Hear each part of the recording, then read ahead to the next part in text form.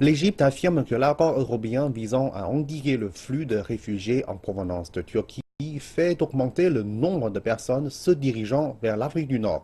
Mais pour l'Union européenne, qui se repose sur des statistiques, la situation serait inverse. Explication.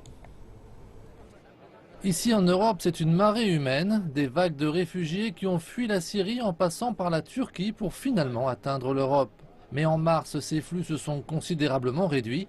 L'Union européenne a en effet signé un accord avec la Turquie en donnant plusieurs milliards à Ankara pour lui permettre de maintenir les réfugiés dans des camps comme celui-ci. Le Caire affirme maintenant que l'accord est en partie responsable d'une hausse des arrivées de réfugiés en Égypte.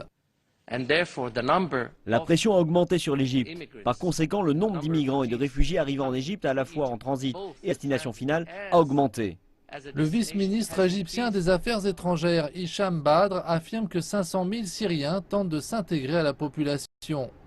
Mais l'Union européenne affirme qu'aucune preuve ne soutient l'idée que son accord avec la Turquie en serait responsable. Rien ne nous indique qu'il y a eu une fragmentation ou une réorientation de la route des Syriens autre que celle vers la Turquie. Dans le cadre de l'accord, la Turquie reçoit jusqu'à 6 milliards 700 millions de dollars. Hicham Badr précise que son pays pourrait utiliser davantage de soutien, une position défendue par les défenseurs des réfugiés. Il y a beaucoup de pays dans le voisinage, la Syrie voisine, qui subit une pression énorme. Bien sûr, ils ont besoin d'aide pour y arriver. Ils ont besoin d'une aide supplémentaire, l'aide financière, et l'Union européenne a un rôle à jouer.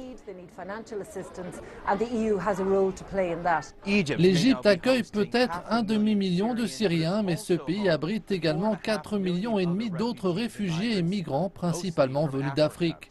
Le vice-ministre Hicham Badr estime que le coût de soutien aux millions de nouveaux arrivants dans son pays s'élèvera à 300 millions de dollars pour cette seule année.